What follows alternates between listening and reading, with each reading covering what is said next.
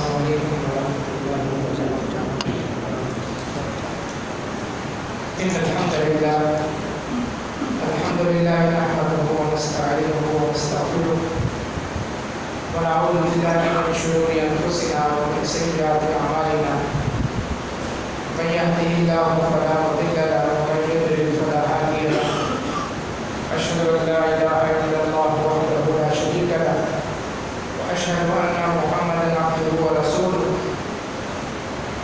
أما بعد فإن أصدق الكلام كلام الله وأحسن الهدي هدي محمد صلى الله عليه وسلم، وشر الأمور محدثاتها وكل محدثة بدعة وكل بدعة ضلالة وكل ضلالة في النار. اللهم صل على محمد وعلى أزواجه وذريته كما صليت على آل إبراهيم، وبارك على محمد وعلى أزواجه وذريته كما باركت على آل إبراهيم إنك حميد مجيد. أما بعد فأعوذ بالله السميع العليم من الشيطان الرجيم من همزه ونفخه ونفثه، فاعلم أنه لا إله إلا الله.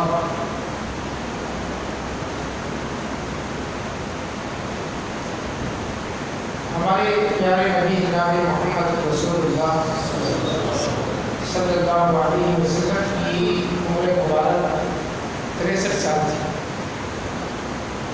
40 سال نبوت سے پہلے اور 23 سال نبوت. جب آپ کی عمر مبارک 40 سال کے قریب ہوئی تو آپ صلی اللہ علیہ وسلم مکہ سے ذرا باہر مشرق کی طرف جبل زہور جس پہاڑ کا نام ہے اس کی چوٹی پر ایک غار ہے جسے غار ہرا کہتے ہیں. حرم سے تقریباً 5 کلومیٹر دور ہے پہاڑ. اس پہاڑ کی چوٹی پہ جا کر اس غار کے اندر اللہ کی عبادت کرتے تھے. یہ نبوت ملنے سے پہلے کا واقعہ. اتنا بڑا غار ہے کہ ایک آدمی کھڑا ہو کر اس میں اللہ کی عبادت کر سکتا. زیادہ رات تھوڑا سا اپنے ساتھ لے جاتے تھے. 2-3 راتیں اسی غار میں اللہ کی عبادت کرتے. اور جب زیادہ رات ختم ہو جاتا تھا تو نیچے آتے تھے. ام المؤمنین سیدہ خدیجہ رضی اللہ تعالیٰ عنہ دوبارہ زاجرہ بناتی لے کر دوبارہ چل جاتے. یا کبھی کبھی ام المؤمنین خود اس پہاڑ پہ چڑھ کے چوٹی پہ پہنچ کے رسول اللہ صلی اللہ علیہ وسلم کو زاجرہ مہیا کرتے. رات کے وقت جب آپ عبادت کر رہے تھے اللہ کا حکم آ گیا. جبریل امین پہلی مرتبہ جب آپ کے پاس آئے تو انسانی شکل میں اور آپ کو آ کر کہا یہ پڑھا پڑھے. آپ نے کہا ماں مجھے پڑھنا نہیں آتا. جبرائیل جو انسانی شکل میں تھے انہوں نے رسول اللہ صلی اللہ علیہ وسلم کو اپنے سینے سے لگایا اور دبایا جیسے ہم آپس میں معانقہ کرتے ہیں, گلے ملتے ہیں اور عذرائے محبت ایک دوسرے کو دبا دیتے ہیں, ایسے دبا اور پھر اپنے آپ سے الگ کیا اور کاٹے پڑا پڑے. آپ نے دوبارہ کہا میں پڑھنا نہیں جانتا. جبرائیل نے دوبارہ اللہ کے نبی صلی اللہ علیہ وسلم کو دبا کے یہی لفظ ادا کی. آپ نے پھر کہا میں پڑھنا نہیں جانتا. پھر جبرائیل نے آپ کو دبایا 3ری مرتبہ تو رسول اللہ صلی اللہ علیہ وسلم کے الفاظ ہیں کہ مجھے ایسا لگا کہ جیسے میری جان نکال دے. قدرے زور سے دبایا اور پھر اپنے آپ سے الگ کر کے آپ کو بسم ربک الذی خلق نام سے جس نے پیدا کیا۔ خلق الانسان من علق، انسان کو جمے ہوئے خون سے پیدا کیا۔ اقرأ وربک الاکرم، پڑھے آپ کا رب بڑا کریم ہے، عزت والا۔ الذی علم بالقلم، جس نے قلم کے ذریعے سے سکھایا۔ علم الانسان ما لم یعلم، انسان کو وہ سکھایا جو انسان جانتا ہے۔ یہ پہلی وحی ہے، یہ پہلا پیغام ہے جو اللہ کا انسانیت کے نام، مسلمانوں کے نام۔ سورۃ العلق کی ابتدائی 5 آیتیں،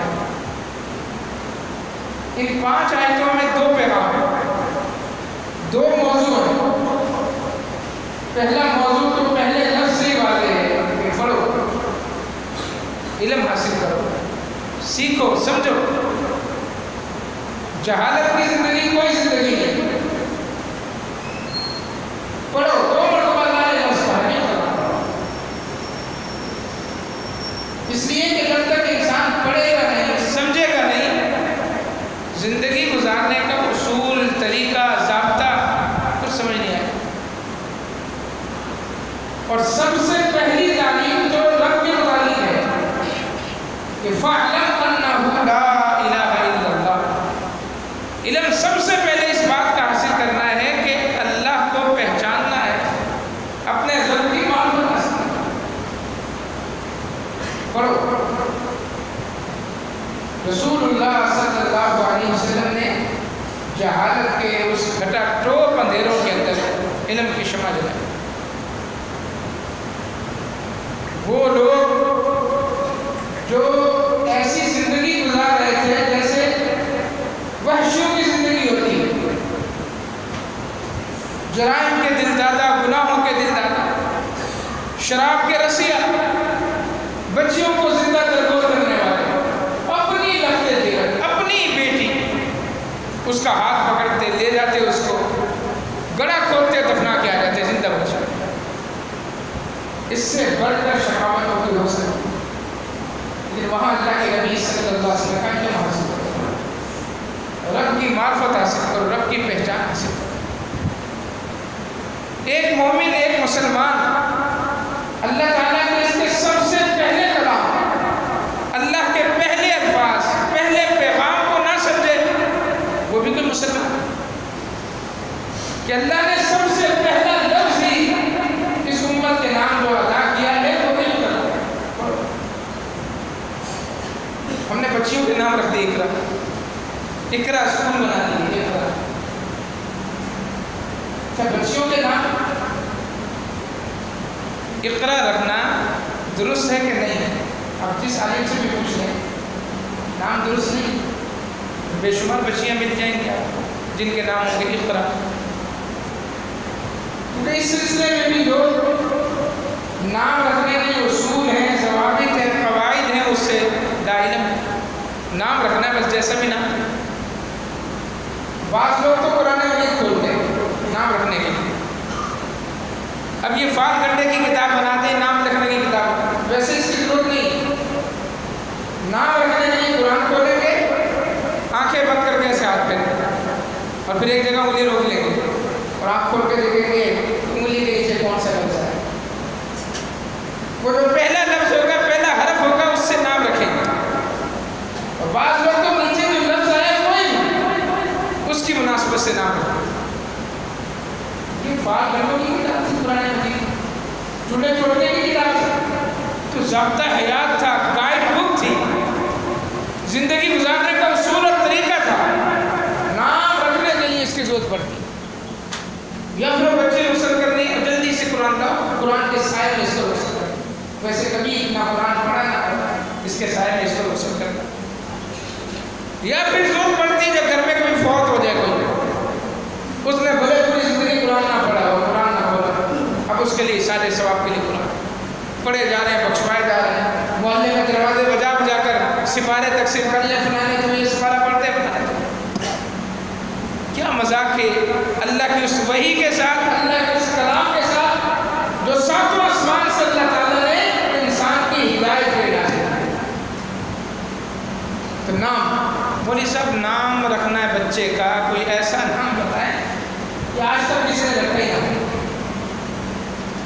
لوگوں کی فرمائشیں ہوتی ہیں. ویسے تو کبھی مولوی سے پوچھنا ہی نہیں، لیکن گھر میں بیٹی پیدا ہوئی ہے، بیٹا پیدا ہوا ہے، سب نام ہے،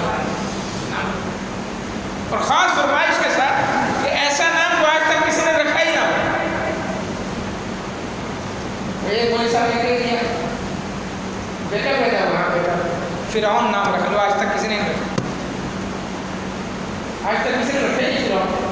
وہ ایک ہی بندے کا نام تھا، اس کے بعد آج تک یہ نام کسی نے رکھا ہی نہیں. دوسرے تم ہو گئے یہ نام رکھنے والے. کیا ذہن بن گیا ہے کہ آج تک کسی نے رکھا ہی نہ ہو. نام وہ رکھو جو اللہ کو پسند ہے. رسول اللہ صلی اللہ علیہ وسلم نے فرمایا اللہ کو سب سے زیادہ پسند عبداللہ اور عبد الرحمن. کتنے ہوں گے عبداللہ؟ میں رکھتے چلے جاؤں. ایک گھر میں 10 سے 10 عبداللہ ہوں، ایک گھر میں 10 سے 10 عبد الرحمن، کوئی فرق نہیں پڑتا. اللہ کو سب سے زیادہ پسند عبداللہ عبد الرحمن. امہات المومنین کے ناموں پر بچیوں کے نام پر یہ کیا ذہن بناؤ کہ آج تک کسی نے رکھا ہی نہ ہو. اور چھوٹا معنی اس کا عجیب و غریب اس کا ترجمہ ہو نہیں. اقرا واحد مذکر کا صیغہ ہے، واحد مذکر فعل امر ہے. پڑھ، بچے کا نام ہے پڑھ. کیا پڑھے، کیا کرے وہ؟ اب لفظ پہ غور کر رہے ہیں کہ لفظ عربی کا اقرا پڑھنے میں اچھا آ رہا ہے، خواب موٹا ہے، خلق کے ساتھ ادا ہو رہا ہے اقرا. ترجمہ بھی تو دیکھنا ہے کہ اقرا کا ترجمہ کیا ہے. فعل امر ہے، نام ہونا چاہیے اسم. اس لیے کہ لفظ جو ہوتا ہے اسم وہ مسمى کی شخصیت پر دلالت کرتا ہے، اس کے اثرات پڑتے ہیں. یا صفت ہو کسی کے اندر، اسم ہو یا صفت ہو، ان دو چیزوں کو مد نظر رکھ کے نام رکھیں کہ یہ نام جو میں رکھ رہا ہوں یہ صیغہ اسم ہے. معلوم کریں یہ نام جو میں رکھ رہا ہوں یہ صفت ہے. پھر بچے کا نام رکھتے ہیں الٹے سیدھے، پھر اس کے اثرات اس کی شخصیت پہ پڑتے ہیں، اور پھر پریشان ہوتے ہیں کہ آپ مولوی صاحب دم کریں. اب مولوی صاحب نے دم سے کیا کرنا؟ امام ابن القیم رحمہ اللہ نے بڑی نفیس بحث کی اس کی زاد المعاد میں. رسول اللہ صلی اللہ علیہ وسلم اچھے نام پسند کرتے تھے، برے نام تبدیل کر دیتے تھے، بلکہ اچھے ناموں سے حسن تفاعل فرماتے تھے. اچھے ناموں سے کسی کا نام اچھا ہوتا تھا، اللہ کے نبی حسن تفاعل فرماتے تھے، نیک فعل لیتے تھے. صلح حدیبیہ کے موقع پر جب مشرکین مکہ نے اپنا نمائندہ بنا کر بھیجا سہیل ابن عمر کو، جو بعد میں مسلمان ہو گئے رضی اللہ تعالیٰ، اللہ کے نبی کو پتہ چلا کہ اس صلح کے لیے شرائط لکھنے کے لیے نمائندہ عالم مشرکین کا سہیل کا مطلب ہے آسانی، نرمی. آپ نے کہا سہیل آ رہا ہے تمہارا معاملہ سہل ہو جائے گا، آسان ہو. اس نے تفاعل لی. اللہ کے نبی پسند کرتے تھے اچھے ناموں. ایک غزوے سے واپسی پر ایک جگہ پڑاؤ کیا. کئی لوگ کہتے ہیں مسلمان دشمن تھے، آپ کی اونٹنی تھی اور اللہ کے نبی صلی اللہ علیہ وسلم کو طلب ہوئی دودھ کی. آپ نے کہا کون ہے جو میری اونٹنی کا دودھ نکالے گا، دودھ دو. ایک شخص پڑا. اللہ کے نبی یہ خدمت میں انجام دیتا ہوں. نبی اکرم صلی اللہ علیہ وسلم کے سامنے چہرہ شناسا نہیں تھا، نیا آدمی تھا. آپ نے کہا تمہارا نام کیا ہے؟ نام پوچھا. اس نے کہا میرا نام ہے مرہ. مرہ کہتے ہیں عربی میں کرواہٹ، کڑوی چیز کو مرہ کہتے ہیں، یعنی ذائقے کو مرہ بولتے ہیں. اللہ کے نبی نے جب اس وقت اپنے بیٹھ گیا، دوسرا شخص کھڑا ہوا. اللہ کے نبی یہ خدمت میں انجام دیتا ہوں. فرمایا تمہارا نام کیا ہے؟ اس نے کہا میرا نام حرب، جنگجو، لڑائی، حرب. فرمایا تم بھی بیٹھ گئے. آپ نے بچھا لیا. تیسرا آدمی کھڑا ہوا. اللہ کے نبی یہ خدمت میں انجام دوں. فرمایا تمہارا نام کیا ہے؟ اس نے کہا میرا نام یعیش ہے. عیش سے زندگی، اسی سے عائشہ ہے، زندگی والا. اللہ کے نبی نے کہا ہاں تم جاؤ اور دودھ دو کرا. اللہ اکبر. تو یہ رسول اللہ کی پسند تھی اچھے نام، کیونکہ معنی اچھے ہوتے ہیں. جس میں اچھا معنی پایا جاتا ہے اللہ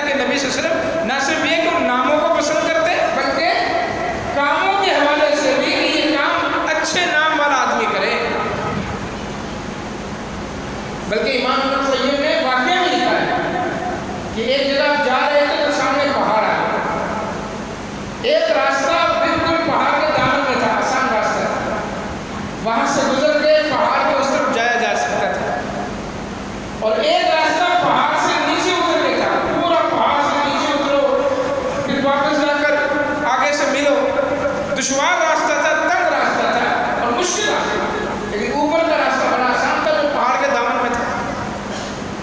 رسول اللہ صلی اللہ علیہ وسلم نے پوچھا اس پہاڑ کا نام کیا ہے؟ علاقے والوں سے پوچھا، لوگوں نے کہا اس کا نام ہے مخیز، ذلیل کرنے والا، رسوا کرنے والا۔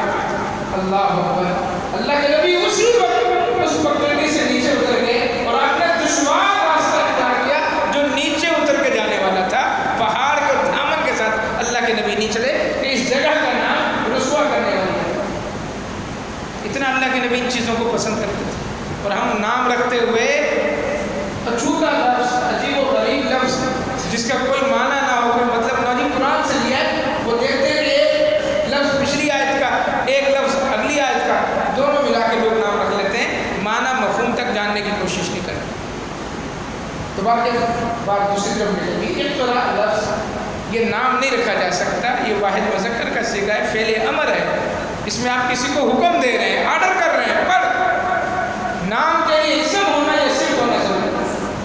اللہ نے ان آیتوں میں 2 مرتبہ یہ ذکر کیا کہ اقرا پڑھو، علم حاصل کرو، اور علم حاصل کرنے کے لیے وقت و وقت کی صعوبت برداشت کرو، اپنا وقت نکالو، اپنا پیسہ خرچ کرو، مدارس میں جاؤ، علماء کرام کے پاس جاؤ، علم حاصل کرو، اس لیے کہ اگر آج 2 وقت کی صعوبت برداشت نہیں کی، 2-4 پیسے خرچ نہیں کیے علم کے حصول کے لیے، پوری زندگی پھر جہالت کے جام انسان بہتا ہے، جہالت کے دریا کے اندر غوطے لگاتا رہتا ہے، اسی کے اندر ڈبکیاں لگاتا رہتا ہے، اور پوری زندگی اس کی جہالت میں گزر جاتی ہے۔ یہ طرح پڑھو۔ آج مسلمان جو اللہ سے لا علم ہے، اس کے رسول کی تعلیمات سے لا علم ہے، اسلام سے لا علم ہے، اس کو دیکھ کر یقین نہیں آتا کہ یہ مسلمان کیسے ہے، جس کی پہلی وحی اقرا تھی، جس کو پہلی وحی میں کہا گیا کہ پڑھو، رسول کو سمجھو، یہ جاہل کیسے ہے۔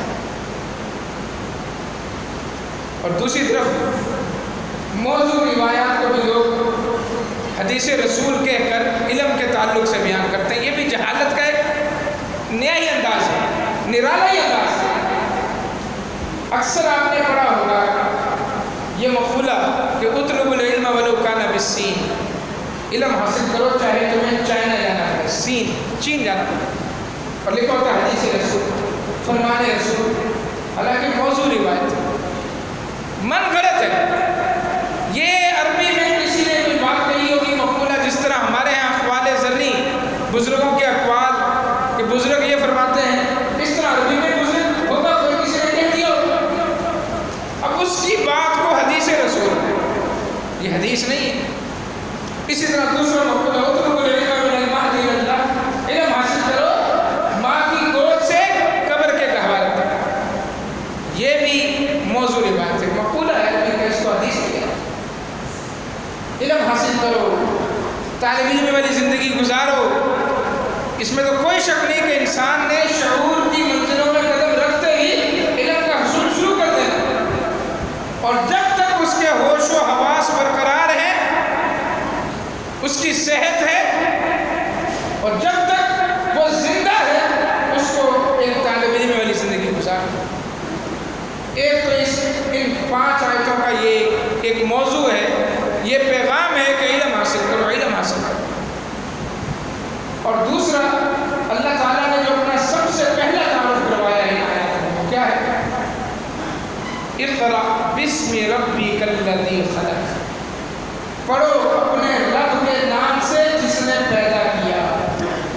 یہ اللہ کا پہلا تعارف ہے، جو اللہ نے سب سے پہلے اس امت کے نام اپنا تعارف جو پہلا کروایا وہ ہے کہ اللہ وہ ہے جس نے پیدا کیا، جو خالق، الذی خلق، جس نے پیدا کیا۔ یہ اللہ تبارک و تعالیٰ کا پہلا تعارف ہے جو انسان تک اللہ پہنچا رہا ہے کہ تمہارا مالک، تمہارا خالق، تمہارا رازق، تمہارا معبود وہ ہے جو پیدا کرنے والا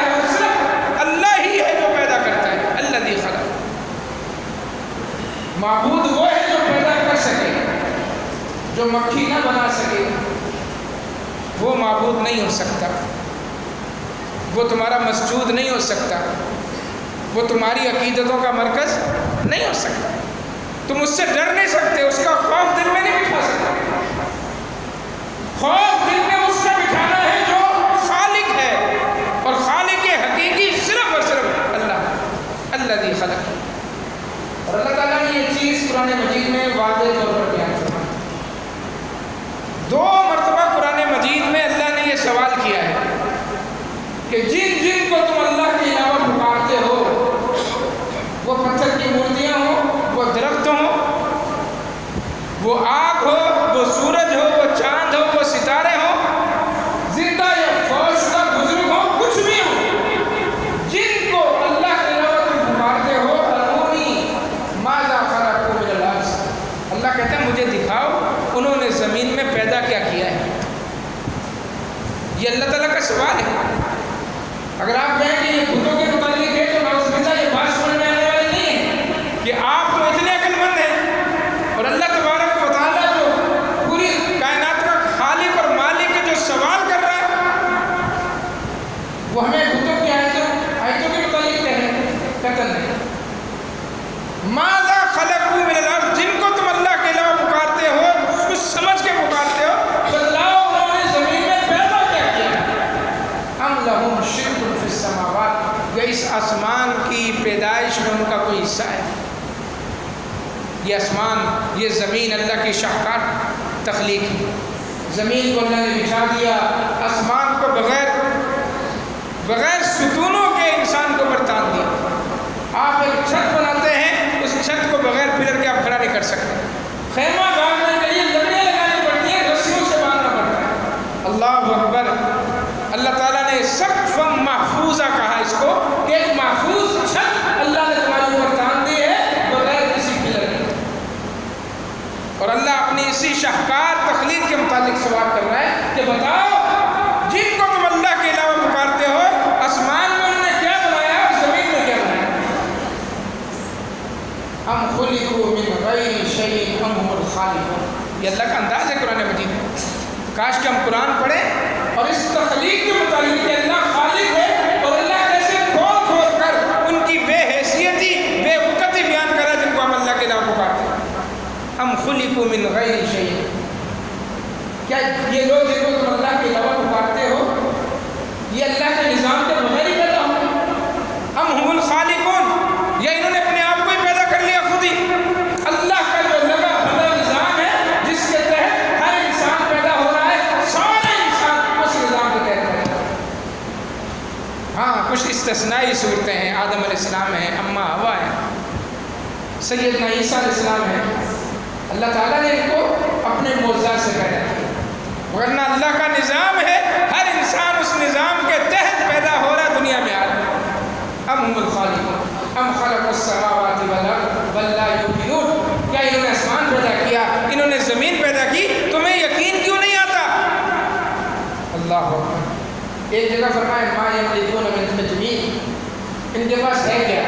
تم اولاد لینے جاتے ہو، رزق لینے جاتے ہو، اپنی مصیبتیں دور کروانے کے لیے جاتے ہو، حاجتیں پوری کروانے کے لیے جاتے ہو، ان کے پاس ہے کیا؟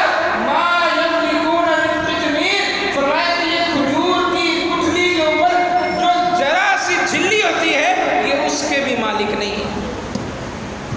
پنجابی میں کہتے ہیں ککھ دے مالک نہیں، ککھ بھی نہیں ان کے پاس۔ یہ اس کا ترجمہ ہے، ما یملکون من قطمیر، اللہ نے تو ان کے پاس ککھ نہیں چھوڑا، اور ہم ان کے اولاد ہیں، ان کے پاس اولاد ہے، ککھ نہیں چھوڑا اللہ نے ان کے پاس، اور ہم کہتے ہیں جی کرنے والے ہیں، یہ سب کچھ کرنے والے، کچھ بھی نہیں۔ ما یملکون من قطمیر۔ اور قرآن مجید نے تو ایک جگہ پر ایسی مثال دی کہ عقل والوں کے لیے بس یہی مثال کافی ہے۔ یا ایھا الناس ضرب مثل فاستمعوا له، لوگوں ایک مثال بیان کی جاتی ہے، اسے کان لگا کر سنو۔ ان الذین تدعون من دون اللہ، جن کو تم اللہ کے علاوہ پکارتے ہو، لن یخلقوا ذبابا، مکھی بھی نہیں بنا سکتے۔ اللہ نے مکھی کی مثال دی، مکھی نہیں بنا سکتے، حقیر چیز، کوئی بھی مکھی کو اچھا نہیں سمجھتا، کوئی بھی مکھی کو اچھا نہیں سمجھتا، گند میں بیٹھا ہوا انسان بھی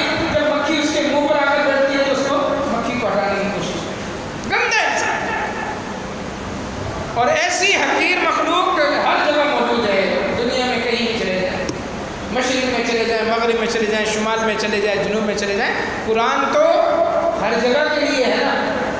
ان ھذا الدین یبلغ ما بلغ اللیل والنہار، یہ دین وہاں وہاں تک جائے گا جہاں جہاں تک دن کا اجالا اور رات کا اندھیرا جائے گا، وہاں وہاں یہ دین ہوگا۔ اور جب دین جائے گا تو ساتھ شیطان بھی جائے گا لوگوں کو بہکانے کے لیے، لوگوں کو بہکانے کے لیے۔ تو اللہ تبارک و تعالیٰ نے قرآن میں وہ مثال دی کہ ہر جگہ وہ چیز موجود ہے، دنیا کا کوئی خطہ ایسا نہیں ہے جہاں مکھی نہ پائی جاتی۔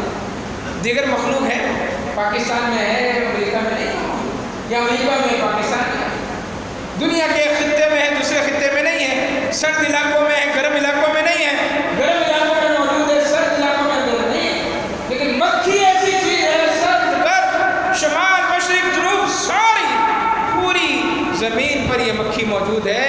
اللہ کے علاوہ جن کو تم پکارتے ہو اللہ کی یہ حقیر مخلوق بھی نہیں بنا سکتے، حقیر مخلوق بھی نہیں بنا سکتے۔ ہاں مکھی سے بڑی چیزیں بنا دی ہیں لوگوں نے، روبوٹ بنا دیا ہے وہ چلتا ہے، جہاز بنا دیا اڑ رہا ہے، عجیب و غریب کمپیوٹر بنا دیا ہے، سپر کمپیوٹر بنا دیا ہے، بڑی بڑی چیزیں بنا دی، لیکن اس مکھی کے اندر جو اللہ نے جو جوہر ڈالا ہے جس کو روح کہتے ہیں، وہ روح کو یہ بنا سکتے۔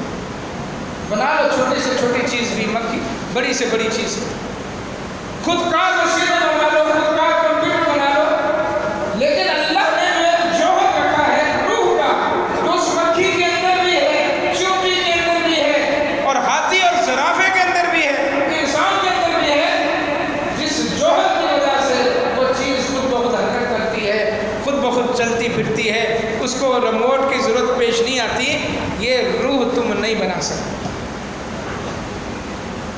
یہ اللہ تبارک و تعالیٰ کا چیلنج ہے کہ مکھی بنا کر دکھاؤ مکھی۔ وَإِن يَسْلُبْهُمُ الذُّبَابُ شَيْئًا لَا يَسْتَنقِذُوهُ مِنْهُ، عقل والوں کے لیے ان آیات میں بڑا پیغام ہے۔ تم اولاد دینے جا رہے ہو ان سے، اللہ کہتا ہے مکھی بنانا دور کی بات ہے، مکھی کوئی چیز ان سے چھین کر لے جائے وہ واپس نہیں لے سکتی۔ مکھی کے اندر ایسی طاقت کیا ہے؟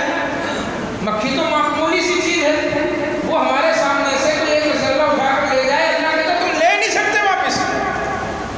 حالانکہ چونٹی ہمارے سامنے کوئی چیز لے جا رہی ہے، آپ ہلکے سے چونٹی کو مارے وہی چھوڑ کے چلی جائے گی، چونٹی ہو چونٹا ہو کوئی بھی چیز ہو، کوئی بھی پرندہ ہو، وہ کوئی چیز منہ میں لے جا رہا ہو، آپ اس کو ڈانٹیں، آواز نکالیں، پکڑیں تو وہ اپنے منہ سے سب سے پہلے وہ چیز چھوڑے۔ مکھی میں ایسی کیا چیز ہے؟ اللہ کہہ رہا ہے کہ مکھی لے جائے تم واپس نہیں لے سکتے۔ سائنس بعض چیزیں ہمارے لیے آسان کر دیتی، معاون بن جاتی ہے، ہم سائنس کا اکثر رد نہیں کرتے۔ اگر سائنس قرآن و حدیث سمجھنے میں ہماری معاون ہے بہت اچھا۔ ہم وہاں یہ لفظ کہتے ہیں کہ قرآن و حدیث کے سامنے سائنس نے سر جھکا دیا، یہ لفظ غلط ہے۔ جو کہتے ہیں قرآن اور حدیث کی اس بات کی سائنس بھی تصدیق کرتی ہے۔ سائنس کون ہوتی تصدیق کرنے والی؟ سائنس کون ہوتی تصدیق کرنے والی؟ قرآن کی بات تو 1400 سال پہلے اللہ نے بیان کی، اور وہ 1400 سال پہلے بھی سچی، آج بھی سچی۔ سائنس مانے یا نہ مانے، سائنس تصدیق کرے نہ کرے، اللہ کی بات سچی برحق، رسول اللہ صلی اللہ علیہ وسلم کی خبر بھی سچی اور برحق، سائنس مانے نہ مانے۔ یہ جملہ کہنا ہے کہ سائنس بھی اس کی تصدیق کرتی، نہیں، سائنس اس کو تسلیم کرتی ہے، سائنس اس کو تسلیم کرتی ہے، اس کے آگے سر جھکا دیتی ہے کہ 1400 سال پہلے پروردگار عالم نے جو بات کہی تھی، سائنس آج اس کو ماننے پر مجبور ہے۔ اللہ اکبر۔ اللہ تعالیٰ نے جتنی مخلوق بنائی ہے، میں آپ سارے چرند پرند جتنے بھی ہیں، جو چیز کھانے والی ہے، جو چیز کھاتے ہیں، انسان بھی کھاتا ہے، حیوان بھی کھاتے ہیں، چرند پرند بھی کھاتے ہیں، جو بھی چیز اللہ نے پیدا کی جو کھاتی ہے، اللہ نے اس کا نظام ہضم بنایا ہے، اور نظام ہضم ہمارا اندر ہے۔ ساری مخلوق کا نظام ہضم کہاں ہے؟ پیٹ میں۔ کبھی کبھی انسان پیٹ پکڑ کے کیا ہوتا ہے؟ نظام ہضم خراب، معدہ خراب، چیز ہضم نہیں ہوتی، اور پھر کھا لیتے ہیں، ہم غلط سلط کھا لیتے ہیں، حکیموں کے پاس ڈاکٹروں کے پاس جاتے ہیں، معدہ خراب ہو گیا، معدہ خراب، اور ہمارے کراچی والوں کا تو زیادہ ہی معدہ خراب، اس لیے کہ چٹ پٹی چیزیں، مرغ مسلم اور زیادہ مسالے والی، ہم عادی ہیں۔ تو سب مخلوقات کا نظام ہضم اللہ نے پیٹ میں بنایا ہے۔ آپ جانوروں کو دیکھتے ہیں، ان کے موقع پر لاتے ہیں نا، گائے بھینس لاتے ہیں، گائے لاتے ہیں آپ، وہ فوراً اس کو جلدی نہیں چارہ کھا لیتے، بکری نہیں کھا لیتی۔ اللہ کا نظام دیکھے، بعد میں پھر تسلی سے بیٹھ کے وہ جگالی کرتی ہے، وہ جو کھایا ہوتا ہے دوبارہ سے اپنے منہ میں لا کر چبا کر، یہ اللہ تعالیٰ نے اس کا ایک عجیب و غریب نظام ہضم بنایا، دوبارہ سے اپنے منہ میں لا کر چبا کر پیٹ میں دوبارہ ہو، یہ اس کا نظام ہضم کا طریقہ ہے۔ مکھی کا نظام ہضم اللہ تعالیٰ نے پیٹ میں نہیں بنایا۔ مکھی جب کسی چیز پر بیٹھتی ہے اور وہ ارادہ کرتی ہے کہ یہ چیز میں نے کھانی ہے، آپ دیکھتے ہیں مکھی کو کہ اس کی ننھی ننھی ٹانگیں ہیں، اگلی ٹانگیں بھی چلا رہی ہوتی ہیں، پچھلی ٹانگیں بھی چلا رہی ہوتی ہیں، کبھی غور سے دیکھیں، بڑی تیزی کے ساتھ ٹانگیں چلا رہی ہیں۔ اللہ نے ٹانگوں کے اندر ایک لیس پیدا کیا ہے، جب وہ کسی چیز پر بیٹھتی ہے اور یہ سوچتی ہے، ارادہ کرتی ہے کہ یہ چیز میں نے کھانی ہے، اس چیز کو باہر ہی ہضم کرتی ہے، باہر ہی ہضم کرتی ہے۔ ہضم کرنے کے بعد پھر وہ چیز اٹھا کر لے کر جاتی ہے۔ اللہ کا چیلنج دیکھیں، اس چیز کو جو تمہارے سامنے سے مکھی اٹھا کر لے گئی ہے، اس نے اس چیز کی حیت بدل دی ہے، ماہیت تبدیل کر دی ہے، اس نے اس مکھی نے اس چیز کو ہضم کر دیا ہے، تم لاکھ کوشش کر کے بھی اس چیز کو واپس نہیں لے سکتے۔ یہ اللہ کا نظام، اللہ کا چیلنج، وہ چیز ہضم ہو چکی ہے، بیکار ہو چکی ہے۔ کوئی چیز ہضم ہونے کے بعد باہر واپس آتی ہے، وہ انسان اس کو دیکھ سکتا ہے، جیسے آپ دیکھ کرتے ہیں، اس سے انسان نفرت کرتا ہے۔ مکھی نے اس بڑے چیز کو، اس لیے آپ دیکھیں کہ مکھی جراثیم زیادہ پھیلاتی ہے، مکھیوں سے جراثیم بیماریاں پھیلتی ہیں، اور اللہ کے نبی نے فرمایا اس کے دو پر ہیں، دو پروں میں ایک میں جراثیم لے کر گھوم پھر رہی ہے بیماریوں کے، اور دوسرے پر کے اندر اسی جراثیم کی دوا لے کے گھوم پھر رہی ہے۔ کیا اللہ کی تخلیق ہے، حقیر سی مخلوق ہے، لیکن اللہ تبارک و تعالیٰ نے کس قدر اس کے اندر اپنی قدرت بھر دی۔ میں جب مکھی تم میں سے کسی کے مشروب میں گر جائے، چائے میں، پانی میں، فرمایا کہ اب اس مکھی کو پہلے غوطہ دو اس کے اندر۔ اللہ اکبر، یہ حدیث ہے، فرض نہیں ہے، سنت نہیں ہے، واجب نہیں ہے، یہ اللہ کے نبی کا ایک حکم ہے، دل مانتا ہے کرے، دل مانتا نہ کرے، لیکن انکار نہیں کر سکتے اس کا کہ ہم نہیں مانتے اس کو۔ مکھی فرمایا تمہارے مشروب میں گر جائے، اس مشروب کو پینے سے پہلے اگر پینا ہے، ضروری ہے، دودھ ہے، چائے ہے، پانی ہے، پھر مکھی کو غوطہ دو، نکالو، پھینکو، پھر وہ چائے پی لو، پھر وہ دودھ پی لو، پھر پانی پی لو۔ اللہ کے نبی ایسا کیوں کرے؟ فرمایا اس کے ایک پر میں جراثیم ہیں اور ہمیشہ مکھی ٹیڑھی ہو کر گرتی ہے، اس پر کو دبانے کی کوشش کرتی ہے جس پر کے اندر بیماری لے کر گھوم پھر رہی ہے۔ اللہ نے دوسرے ہی پر میں اینٹی بائیوٹک رکھ دی، اس بیماری کی شفا دی ہے، اور جب تم اس کو مکمل دبو گے وہ بیماری وہیں ختم، وہ بیماری نہیں ہے۔ پھر اس پانی کو پی لو، اس دودھ کو پی لو، اس مشروب کو پی لو۔ اللہ، تو یہ مکھی کے متعلق اللہ تعالیٰ کہہ رہا ہے، ذباب کہتے ہیں اس کو۔ مکھی دو قسم کی نا، ایک ذباب جو گھریلو مکھی، عام مکھی ہے، اور ایک نحلہ ہے جو شہد کی مکھی ہے۔ اللہ نے دونوں کے نام قرآن مجید میں لیے، ذباب کا بھی اور شہد کی مکھی پر تو پوری سورت ہے، سورۃ النحل، سورۃ النحل پوری سورت ہے، اور دونوں کی کردار بیان کی۔ ایک مکھی کا کردار ہے کافر کا، فاجر کا کردار، اور شہد کی مکھی کا کردار فرمایا مومن کا کردار۔ مکھی جو عام مکھی ہے اس کا کردار یہ ہے کہ آپ کا جسم خوبصورت ہے، صاف ستھرا ہے، نہا کر نکلے آپ، وائٹ لباس آپ نے پہنا ہوا ہے، لیکن ذرا سا کٹ کہیں لگا ہوا آپ کے جسم پر، یا آپ شیپ بناتے ہیں، اللہ تعالیٰ سب کو ہدایت دی، بنانی نہیں چاہیے، شیپ بناتے ہوئے ذرا سا کٹ لگ گیا ہے، یا ویسے جسم میں کوئی پھوڑا پھنسی ہے، آپ کا خوبصورت جسم، صاف ستھرا جسم، خوشبودار جسم، اجلے کپڑے چھوڑ کے وہ آ کر اس گند پر بیٹھ گئی، اس گند پر بیٹھے گی، وہیں تلاش کر کے اس گند کے اوپر بیٹھے گی۔ میں یہ فاسق فاجر کا بد کردار انسان کا منافق کا کردار ہو سکتا ہے کہ اچھائیاں ساری چھوڑ کر برائی کی تلاش میں رہتا ہے. اور شہد کی مکھی گندگی پر نظر نہیں آئے گی. لا تاکلوا الا طیبا ولا تذروا الا طیبا.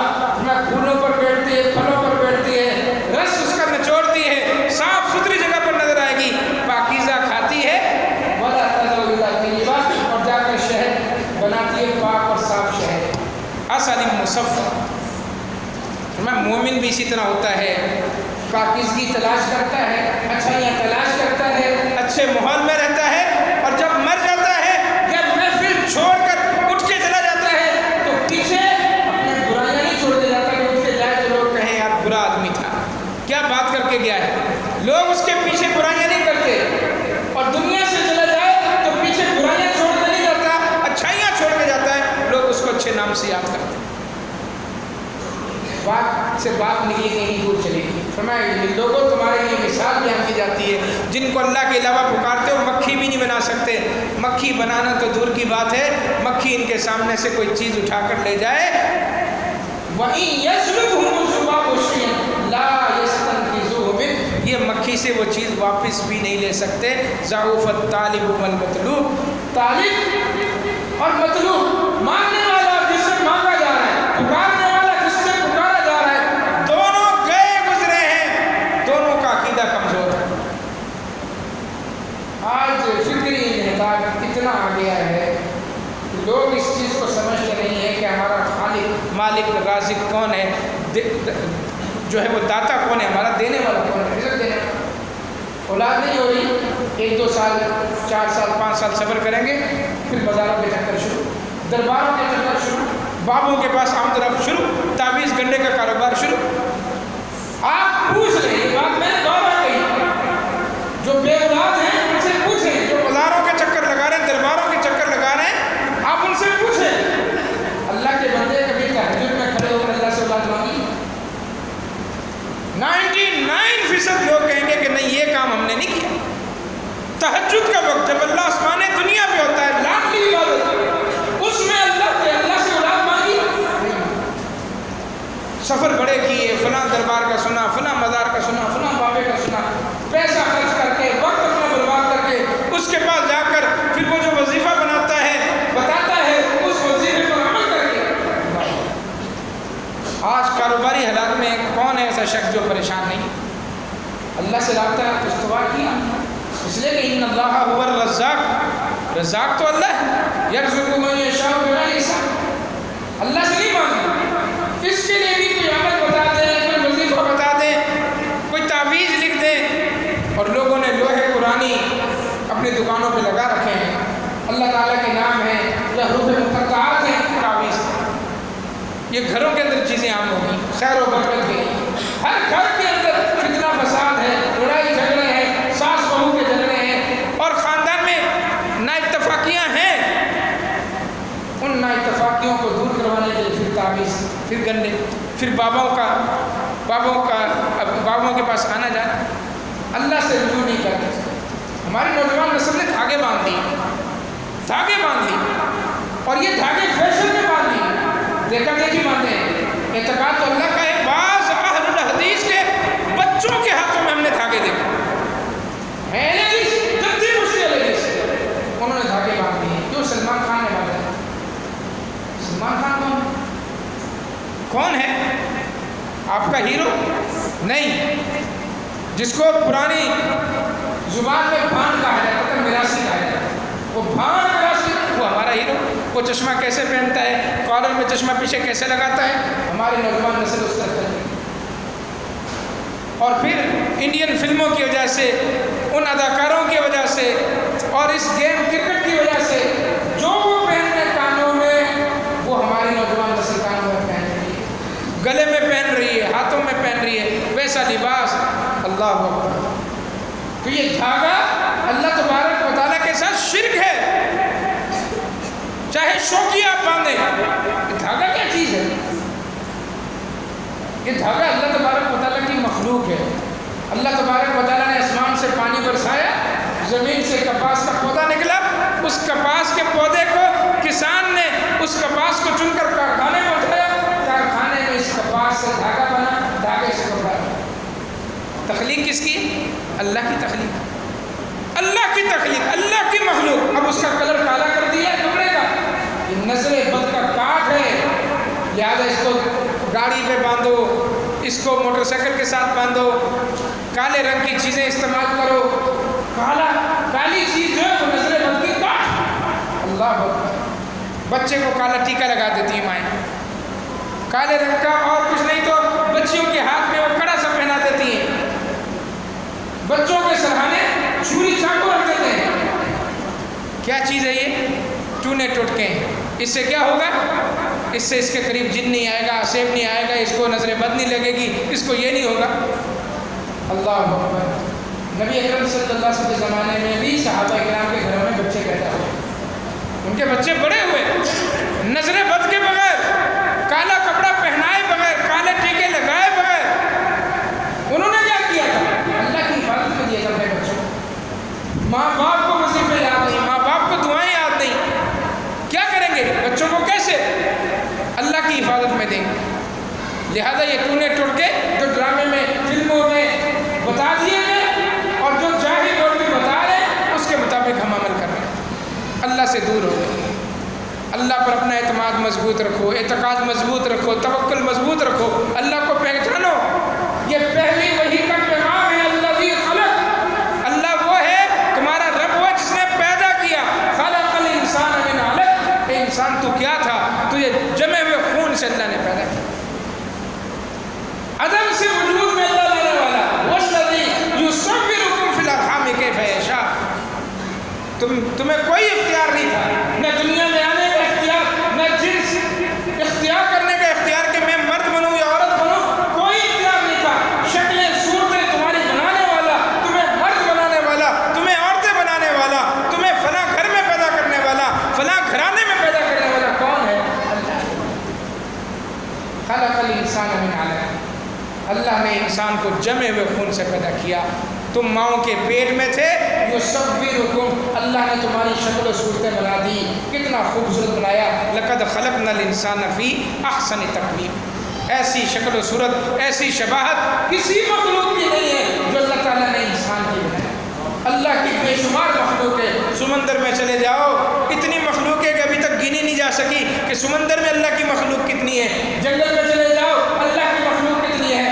فضاؤں میں چلے جاؤ، اللہ کی مخلوق، ہواؤں میں اللہ کی مخلوق، اس کائنات کے ذرہ ذرہ میں، اس کو زمین کو کھودو، نیچے سے اللہ کی مخلوق نکلتی ہے، اتنی اللہ کی مخلوق ہے۔ لیکن فرمایا کہ سب سے بہترین اشرف المخلوقات، اے انسان تجھے بنایا، تیرا چہرہ اوپر کیا، قد تجھے دیا، 2 قدموں پہ کھڑا کیا، اتنا خوبصورت تیرا چہرہ، اتنی تیری بہترین نشانی، یہ خالق کے سامنے جھکنی چاہیے، مخلوق کے سامنے نہیں۔ اس لیے کہ نہ تمہارا کوئی اللہ کے علاوہ حاجت روا ہے، نہ مشکل کشا ہے، نہ بگڑی بنانے والا ہے، نہ غوث ہے، نہ دستگیر ہے، کوئی نہیں اللہ کے علاوہ۔ یہ قرآن پڑھیں، اللہ کا چیلنج ہے، دکھاؤ مجھے، ارونی ماذا خلقوا من الارض، زمین میں بنایا کیا ہے انہوں نے، ام لہم شرک فی السماوات، یا یہ دکھاؤ کہ آسمان میں ان کا کوئی حصہ ہے۔ بابوں کے قصے بنا کے لوگوں کو، فلاں بابے نے 12 سال کے بعد کشتی نکالی، برات کی کشتی 12 سال ڈوبی ہوئی، اور جب نکالی تو ویسے کے ویسے تھے، نہ ان کی عمریں بڑھی اور نہ جو کام کرتے ہوئے ڈوبے تھے وہ کام تبدیل کیا۔ ڈھول بجانے والا ڈھول بجا رہا تھا، اس زمانے میں کہاں سے ڈھول آ گئی؟ بغداد میں براتوں کے دن ڈھول بجتے تھے۔ لیکن افسوس ہے کہ اس پر اتنی موٹی کتاب، اتنی موٹی، گڑیا کا بیڑا، گڑیا کا بیڑا دلائل کے ساتھ ثابت کیا ہے کہ یہ واقعہ سچا ہے، سچا ہے، ایسا ہوا ہے، دلائل ہے اس کے اندر، کتاب کے اندر، کتاب لکھ ماری، گڑیا کا بیڑا۔ اللہ اکبر۔ کوئی نہیں میرے بھائی، اللہ ہے جو مارتا ہے اور زندہ کرتا ہے، اللہ ہے جو مارتا ہے اور زندہ کرتا ہے۔ الم تر الی الذین خرجوا من دیارہم وهم الوف حذر الموت، کیا تم نے نہیں قرآن پڑھے تو پتہ چلے نا، حکایتوں روایتوں سے جان چھوٹے ہماری، قرآن کی طرف توجہ کریں۔ کیا نہیں دیکھا تم نے، تمہیں یہ بات پتہ نہیں چلی؟ اللہ کہہ رہا ہے وہ لوگ جو ہزاروں کی تعداد میں تھے اپنے گھروں سے نکلے، حذر الموت، موت کے ڈر سے کہ گھر میں کہیں موت نہ آ جائے، زلزلہ آ جائے، چھت نہ گر جائے، موت کے ڈر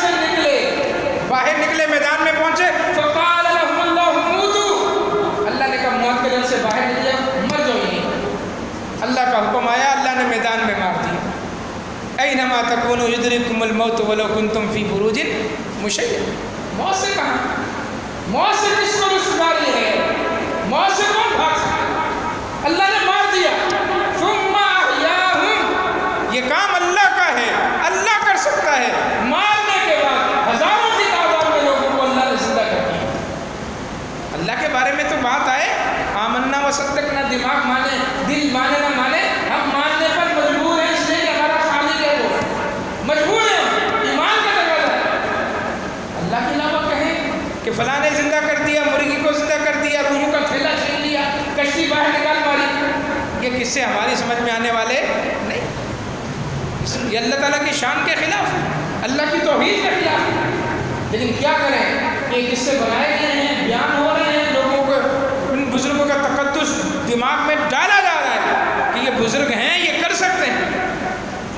اللہ اکبر۔ عزیر علیہ السلام نکلے گھر سے باہر، بستی ہے، بستی ہے، چھتریں نیچے گر پڑی ہیں، پوری بستی الٹی پڑی ہے، لوگ وہاں کے ہے ہی نہیں۔ ذہن میں ایسے ہی بات آ گئی، یہ بھلا زندہ کیسے ہوں گے جو مر کھپ گئے، جن کے مکانات تک گر گئے، کوئی رہنے والا نہیں ہے، یہ بستی والے زندہ بھی ہوں گے یا نہیں؟ اللہ تعالیٰ نے وحی پر مار دیا۔ کس کو؟ اپنے نبی کو۔ کس کو؟ اپنے نبی کو۔ اٹھائیں سورۃ البقرہ، اللہ تعالیٰ نے تیسرے سپارے کے شروع میں واقعہ بیان کیا، فَأَمَاتَهُ اللَّهُ مِئَةَ عَامٍ، ایک صدی پوری اللہ نے مارے رکھا، 10-12 سال نہیں، ایک صدی پوری، مئة عام، 100 سال اللہ نے عزیر علیہ السلام کو مارے رکھا۔ ثم بعثه، پھر اللہ نے زندہ کیا، اللہ نے پھر زندہ کر دیا 100 سال تک۔ اور پھر اللہ نے پوچھا کم لبثت، یہاں پر تم کتنے عرصے رہے؟ جب سوچ رہے تھے کہ یہ بستی دوبارہ کیسے آباد ہوگی، یہاں کے لوگ کیسے زندہ ہوں گے، یہاں سے جب گزر رہے تھے اور تم یہاں پر پھر مر گئے، کتنا عرصہ؟ لبثت یوما او بعض یوم۔ اللہ اکبر۔ کہا اللہ ایسے لگ رہا ہے کہ دن کا کچھ حصہ گزرا ہے یا ایک دن زیادہ سے زیادہ۔ اللہ نے کہا بل لبثت 100 عام، 100 سال گزر گئے۔ فانظر الی طعامک و شرابک لم یتسنہ، خالق وہ ہے، زندہ کرنے والا وہ ہے جس نے 100 سال کے بعد بھی تمہارے پانی اور تمہارے کھانے کو ویسا کا ویسے رکھا۔ 100 سال میں دنیا تبدیل ہو گئی، 100 سال میں نسلیں چلی جاتی ہیں دنیا سے، خاندان کے خاندان مٹ جاتے ہیں، بستیاں تباہ و برباد ہو جاتی ہیں، نئی بستیاں۔ 100 سال پورے، کہا کھانا تمہارا ویسے کا ویسے، پانی تمہارا ویسے کا ویسے، تم 100 سال اللہ تعالیٰ کے حکم سے اس دنیا سے غائب رہے، تمہیں موت رہی، تمہارا کھانا ویسے کا ویسے۔ اللہ کی قدرت پر بزرگوں پر بابوں کو قیاس کرتے ہو، کہانیاں بناتے ہو۔ اور پھر اللہ تعالیٰ نے کہا کہ تم نے یہ سوچا تھا کہ اللہ اس بستی کو کیسے زندہ کرے گا، دیکھو تمہارا گدھا بھی مر چکا ہے، 100 سال میں ہڈیاں بھی گل گئی، اب دیکھو اس کو غور سے دیکھو، دیکھو اس کو۔ اللہ اکبر۔ عزیر علیہ السلام کے سامنے ان کا گدھا کھڑا ہوا، ہڈیوں کا ڈھانچہ بنا، ڈھانچے پر گوشت چڑھا، گوشت کے اوپر کھال چڑھی، اور گدھا اپنی آواز نکالتا ہوا کھڑا ہو گیا۔ یہ اللہ ہے، اللہ خالق کل شیء، اللہ رازق کل شیء، اللہ مالک کل شیء، اللہ ہی خالق، اللہ ہی مالک، اللہ ہی رازق ہے، زندہ اور مارنے کا اختیار اللہ کا ہے، کسی کے پاس نہیں۔ کب کے مالک نہیں ہے، کب کے، اور کیا ہو سکتا ہے؟ باقی یہ کہ عقیدت سب سے رکھیں، احترام سب کا کریں، بزرگوں کی مانیں، جو اچھی باتیں ہوں قرآن و حدیث کے مطابق ہوں، لیکن یہ کہا جائے کہ جی وہ اللہ کی صفات میں شریک ہے، اللہ کی صفات میں نبی شریک نہیں ہے، بزرگ کیسے شریک ہو سکتے؟ اللہ کی صفات میں انبیاء شریک نہیں، بزرگ کیسے شریک ہو سکتے ہیں؟ تو مارنا کس کی صفت ہے؟ اللہ کی۔ زندہ کرنا کس کی صفت ہے؟ اللہ کی۔ تصور کر سکتے ہیں آپ کہ کوئی زندہ اس طرح کشتی نکال سکتا ہے باہر؟ کس سے کہانی ہے میرے بھائی؟ پہلا پیغام، پہلی وحی کا، ایک تو پڑھو، سیکھو، سمجھو، علم حاصل کرو تاکہ جہالت دور ہو، پتہ چلے اللہ کا تعارف ہوئے، دین کا پتہ چلے۔ اور دوسرا اللہ تبارک و تعالیٰ کی معرفت حاصل کرو، اللہ کو پہچانو، اس کی طاقتوں سے، اس کائنات کے نظاروں سے اللہ تعالیٰ تک پہنچنے کی کوشش کرو۔ اللہ وحدہ لا شریک ہمیں سمجھنے کی عمل پیرا ہونے کی توفیق عطا فرمائے۔ اقول قولی ھذا استغفر اللہ لی ولکم وآخر دعوانا ان الحمد للہ۔